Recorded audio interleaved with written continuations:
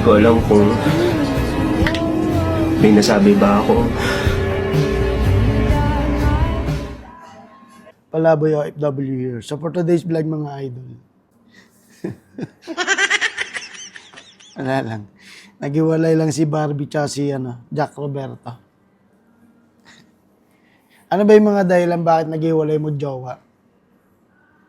Una, sinasabi dito sa post, wala daw ideya si Jack Roberto bakit hiniwalayan siya ni Barbie. Sa showbiz, ano lang yan eh. Parang nung naharala yan kay Maris Racal eh. Third party lang yan.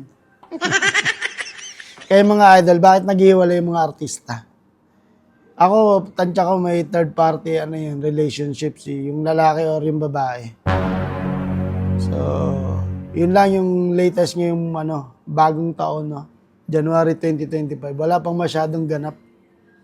So, dito muna tayo kay Jack Roberto tsaka kay Barbie Fortesa. Alamin natin yung mga sabi ng netizen. Paiyak-iyak ka pa, baka bukas may iba ka na. Hindi natin alam. Ito pa.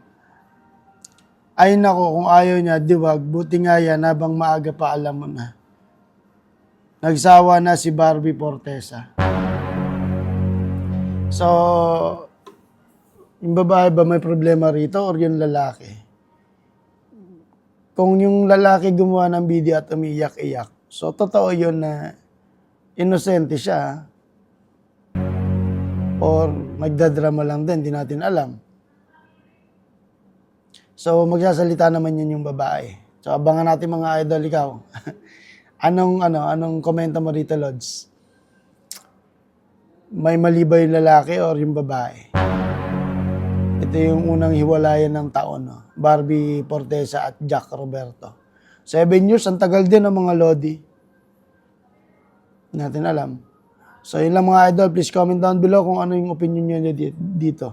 At huwag nyong kalimutan mag-subscribe, of course, sa mga latest updates natin sa mga buhay-buhay. Thank you.